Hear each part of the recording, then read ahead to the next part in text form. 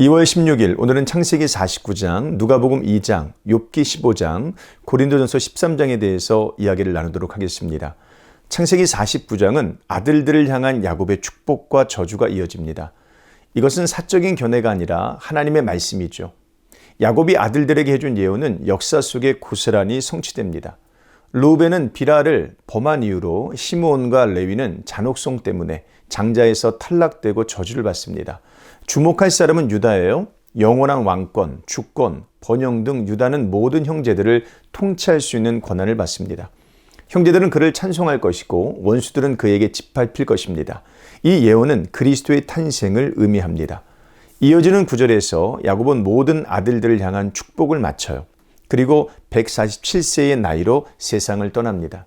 그는 가나안 땅, 특히 이 조상의 시신이 있는 막벨라 밭에 묻히기를 원했어요. 파란만장했던 그의 인생이 이렇게 끝이 난 것입니다. 파란만장했던 야곱의 인생은 끝났지만 파란만장하게 펼쳐지고 있는 욥의 인생은 끝나지 않았습니다. 욥은 여전히 친구들의 추궁에 시달리고 있습니다.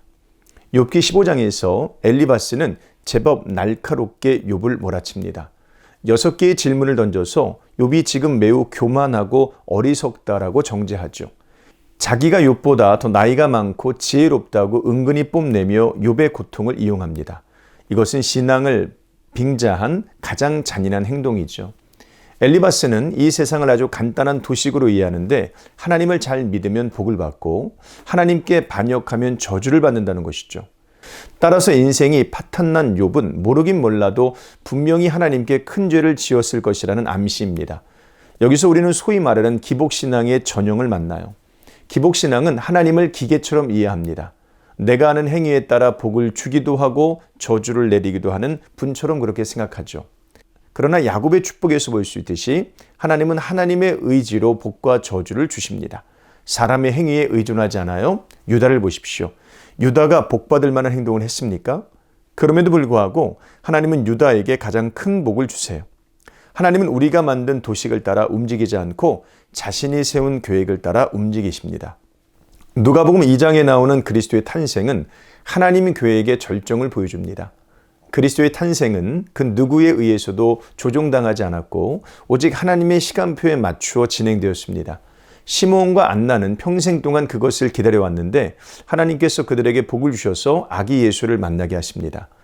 구약에 등장하는 모든 축복의 내용들은 사실상 바로 이 순간을 가리키고 있어요.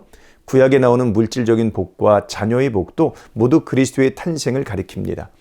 그리스도의 말로 전 인류의 가장 풍성한 복이 되시기 때문입니다. 그러므로 우리는 우리가 가진 것들로 자랑해서는 안 됩니다. 우리가 받은 진짜 복은 그리스도이기 때문이죠. 고린도전서 3장에서 바울은 그리스도의 것인 우리가 어찌 자랑할 수 있겠느냐라고 되묻습니다. 마치 다른 복이 더 있는 것처럼 지혜를 자랑하고 돈을 자랑하고 사람을 자랑해서는 안 된다는 거예요. 우리가 그리스도 외에 다른 것을 자랑한다면 그것은 우리가 그리스도를 가장 풍성한 복으로 여기지 않는다는 뜻입니다. 우리는 그리스도의 터 위에 세워진 하나님의 밭이요 집일 뿐입니다. 그리스도가 유일한 복이요 공로라는 것이죠.